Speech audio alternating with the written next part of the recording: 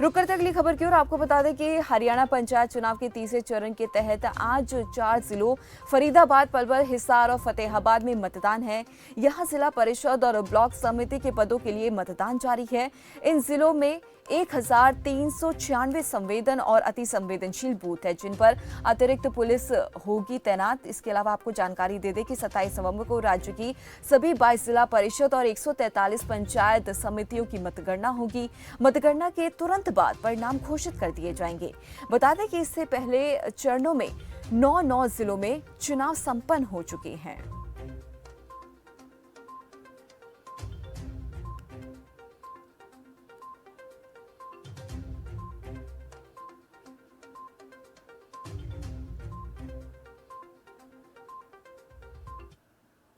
तो फरीदाबाद, पलवल, हिसार और फतेहाबाद में मतदान होंगे। आपको बता दें कि तीसरे चरण का मतदान है। 4 जिलों में कुल 637 सीटों पर वोटिंग की जाएगी। जिला परिषद की 78, पंचायत समिति की 559 सीटें 27 नवंबर को प्रदेश भर में घोषित किए जाएंगे परिणाम। तो ये जानकारी आपको दे रहे हैं कि तीसरे चरण का मतदान आज है। वोटिंग शुरू हो जाएगी और 22 जिला पार्षदों में ये वोटिंग होगी। पहले 2 चरणों में 9 जिलों में चुनाव संपन्न हो चुके हैं और भारी उत्साह जो है इस दौरान मतदाताओं में देखने को मिला था। और आपको बता दें कि फरीदाबाद, पलवल, हिसार और फतेहाबाद में ये मतदान आज ही के दिन होने हैं। तो चारों जिलों में कुल 637 सीटों पर वोटिंग की जाएगी। लंबी लंबी कतारें देखने को मिलेगी। और आपको बता दें कि पिछली बार की तरह ये भी कहा जा रहा है कि इस बार भी वोटर्स में खासा उत्साह देखने को मिल रहा है। तमाम मुद्दों को लेकर इस बार जो वोटर्स हैं यहाँ पर वोटिंग के लिए मौके पर पहुंच सकते हैं। और इसी खबर पर ज्यादा जानकारी के लिए हमारे साथ योगेश शर्मा जुड़ गए हैं पलवल से। योगेश, क्या कुछ अपडेट है इस खबर को लेकर? आज वोटिंग होनी है, इसको लेकर।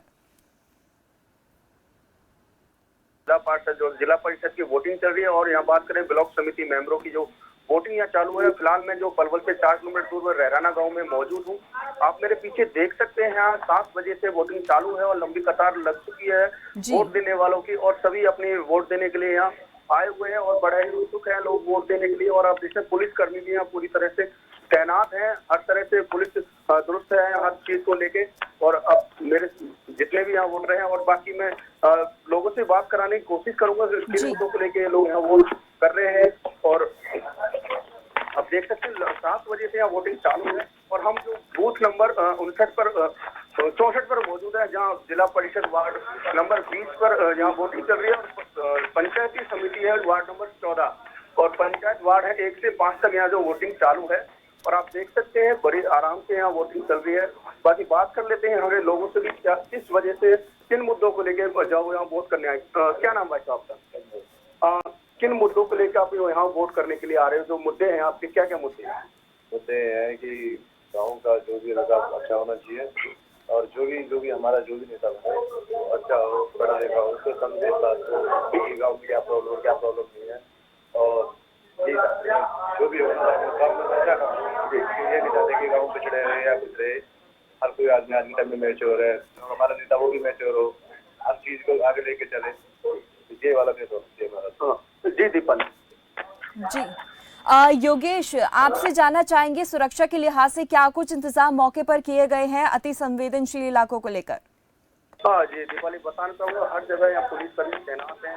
आप यहाँ भी देख सकते हैं जहाँ वोटिंग चल रही है यहाँ भी पुलिस कर्मी तैनात है। और दूसरी तरफ भी मैं दिखाता हूँ जो मेन गेट है वहाँ भी पुलिस कर्मी तैनात है, आप यहीं से देख सकते हैं। और बाकी जो यहाँ पर 2 बूथ बनाए गए हैं, एक 64 नंबर है और दूसरा 65 नंबर बूथ है। आप कैमरे के माध्यम से देख सकते हैं। मैं दिखाना चाहूंगा वहाँ भी आराम से वोटिंग चल रही है, ना तो कोई शोर शराबा है, बड़े शांतिपूर्वक यहाँ लोग वोट रहे जो यहाँ वोट डालने के लिए आ रहे हैं। आप देख सकते हैं कैमरा के माध्यम से मैं थोड़ा समय लेते हुए आपको दिखाना चाहूंगा। बूथ नंबर 65 पर ले जाना चाहूंगा आपको। और जो जहाँ पर जिला परिषद वार्ड नंबर 20 के ही वोट डाल रहे हैं। और पंचायत समिति की बात करें वार्ड नंबर 14 के यहाँ वोट है और पंचायत वार्ड 6 से 10 के जो वोटर यहाँ खड़े हुए जो वोट डाल रहे हैं। आप देखते हैं यहाँ भी लंबी कतार लगी हुई। सुबह 7 बजे से बात करें, सुबह 7 बजे से लंबी कतार लगी। यहाँ भी पुलिसकर्मी मौजूद है। जो सुरक्षा को लेकर हम बात करें तो यहाँ बात कर लेते हैं हम क्या कुछ मुद्दे लेके आए। क्या नाम है आपका? जसराज जी, क्या कहना चाहो किन मुद्दों को लेकर आज यहाँ वोट डालने के लिए आए हो? देखो पॉजिटिव पता है। चलो कोई बात नहीं, आप बताइए। विकास होना चाहिए, विकास होना चाहिए। किस तरीके का उम्मीदवार आपको चाहिए आगे जो अच्छा होगा? बहुत अच्छी बात जी। दीपाली जी योगेश, आपसे जानना चाहेंगे जिस गांव में भी आप खड़े तो वहां पर मुख्य समस्या क्या कुछ है? हाँ, मुख्य समस्या लोगों से हमने बातें की तो उनकी जो मुख्य समस्या निकली है पानी भराव की समस्या है। और वहीं बात करें जैसे सरकारी स्कूल में शिक्षक जो होते हैं उनका अभाव है शिक्षकों का। जी तो जैसे कि आपने जानकारी दी कि शिक्षकों का अभाव है, तो ऐसे में ग्रामीणों ने किसी अधिकारी को इस संबंध में पहले जानकारी दी थी? जानकारी दी थी लेकिन टाल मटोल कर दिया जाता है। उसी को लेके ये लोग इन मुद्दों को लेके पहुंचे हुए हैं आज वोट डालने के लिए। जी योगेश, आपसे जानना चाहेंगे, हमने लोगों की बात सुनी है कि किन मुद्दों को ध्यान में रखकर वो वोटिंग के लिए यहाँ पर पहुंचे हैं, लेकिन ऐसे में सबसे महत्वपूर्ण है जानना चाहेंगे कि महिलाएं जो मौके पर पहुंच रही हैं क्या कुछ उनके माइंड में है, क्या कुछ किन मुद्दों को लेकर वो यहाँ पर पहुंच रही है, खासतौर पर महिलाएं? जी, महिलाएं कुछ पहुंची है और बाकी मैं बात करूँ कुछ महिलाओं से हमारी बात हुई तो उन्होंने सीधा बोला है रोजगार को लेके वो यहाँ वोट डालने के लिए आई है, जो महिलाओं को आत्मनिर्भर बनाने के लिए जो है कुछ मुद्दों को लेके यहाँ वोट डालने के लिए आए। जी योगेश, वैसे देखा जाए तो युवाओं को देश का भविष्य कहा जाता है, तो युवा ही है जो ऐसा देश जो है अपना अच्छा देखना चाहते हैं। गांव की अगर बात करते हैं तो गांव को एक विकसित गांव के रूप में देखना चाहते हैं। तो खास तौर पर अगर हम लोग युवाओं से बात करते हैं तो युवाओं का क्या कुछ कहना वोटिंग को लेकर, किन बातों को ध्यान में रखकर वो यहाँ पर वोटिंग के लिए पहुंचे हैं? मैं बात कर लेता हूँ क्या कुछ कहना चाहेंगे। भाई साहब क्या नाम है आपका? और संदीप भाई, आप एजेंट भी हैं और बात करें हम वोट भी आप डालोगे, यह तो युवा है, क्या कुछ खास बोलते हैं युवाओं के लिए? युवा के लिए तो बहुत मुद्दे है भैया जी, पर कोई करके राजी न है जी, कोई कौम न हो रहा, कोई विकास न हो रहा। गवर्नमेंट स्कूल के 70 लाख रुपया है, 70 लाख रुपया जी, पहला सरपंच खागो पूरे गाँव में उससे। अच्छा, अब आगे देखेंगे इसको ठीक सरपंच बनाएंगे तो ठीक कौन करें। तो युवाओं के लिए क्या चाहते हैं अगर कोई बनता है? नहीं, जिला पार्षद की जो हम बात करें, क्या उम्मीद करते हो जो जिला पार्षद आगे होंगे? जो जिला परिषद आगे बने भाई, एक तो खेल के वो लावे, कोई अकेडमी बनावे, कोई ऐसा काम करे जिससे आगे युवा निकले। हमारे यहाँ को युवा बहुत पिछड़ो हुए होंगे, कोई कौम न हो हमारे यहाँ के युवा में, आधे बेरोजगारी फैली पड़ी है, कोई कार्य न कर रहे। वैसे यही है भाई कि आगे बालगन को खेल के अवसर निकले और ठीक चले आगे। दीपाली, जैसे युवा ने बताया खेल कूद को लेकर यहाँ समस्या है, बात करें जो रोजगार बेरोजगारी है यहाँ पर जी, ये समस्या युवाओं ने यहाँ पर बताई। जी योगेश, वैसे देखा जाए तो बुजुर्ग का भी बहुत महत्वपूर्ण जो उनका रोल होता है वो देखने को मिलता है, क्योंकि बुजुर्ग ऐसी पीढ़ी है जिन्होंने कई पंचायतों को अपने सामने आते हुए देखा है। तो ऐसे में बुजुर्ग की अगर हम लोग बात करते हैं या बुजुर्गों से हम लोग बात करते हैं तो क्या कुछ कहना है इस वोटिंग को लेकर उनका? जी, बुजुर्गों से भी काफी बातें हुई। उन्होंने कहा कई योजना से यहाँ जो समस्याएं काफी बनी हुई है।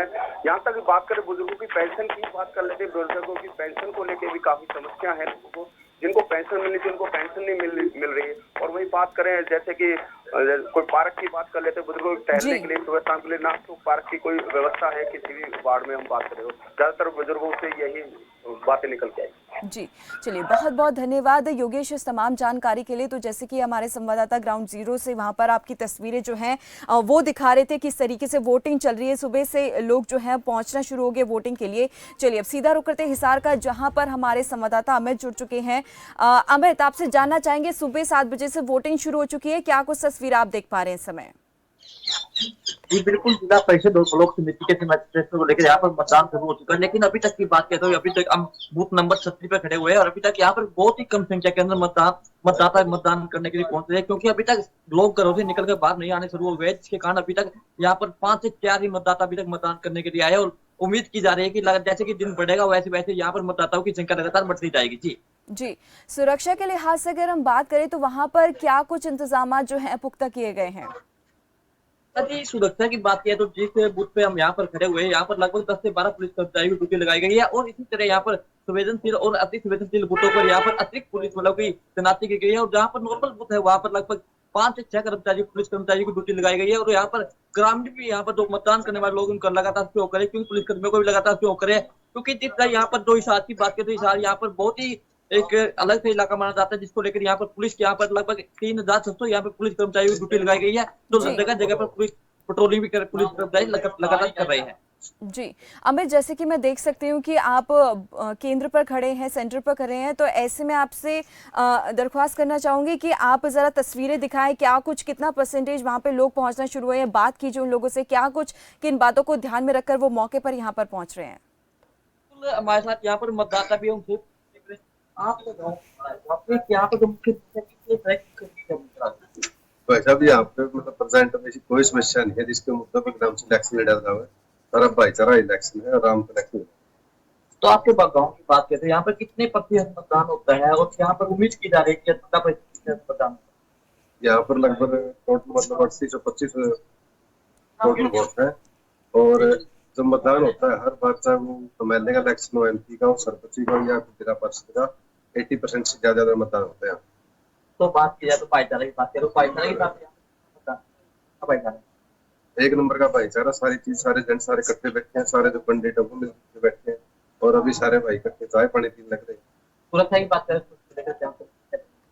सुरक्षा को लेकर पहली बात तो ये कि यहाँ पर सुरक्षा की ज्यादा जरूरत नहीं, क्योंकि जितने भी सारे मतदाता है उनके जो नुमाइंदे हैं, मतलब पंडित वगैरह सारे के सारे सारा आपस में, फिर भी यहाँ पर मतलब सुरक्षा बढ़िया है।